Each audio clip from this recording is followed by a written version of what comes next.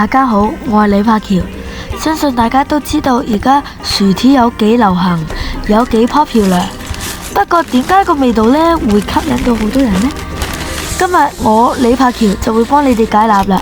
喺1950年代嗰時候，麥當勞最初係用牛脂，即係牛嘅脂肪嚟炸薯條，所以聞落去特別香，食落去特別濃郁。不過去到1990年代嗰時候呢，因為大眾擔心啲脂肪呢會影響健康，所以麥當勞就將嗰啲牛脂轉做植物油。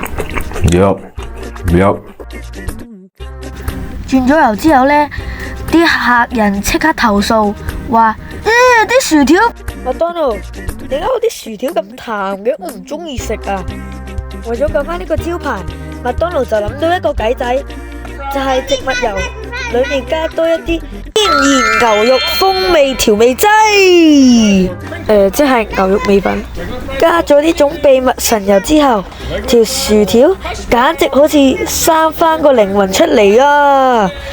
佢將嗰種極致嘅烏媽咪味，直情變咗做1950年代嘅無敵牛肉牛脂味。你一咬落去，嗰種肥味濃郁嘅肉香係入咗你嘅口裏面爆發，真係成個回憶，成個經典咁，直情令人開心翻，直落天堂。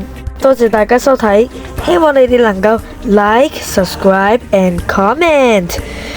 如果你有啲咩問題唔識，我即刻幫你解答，喺留言下面度 comment 啦。拜拜。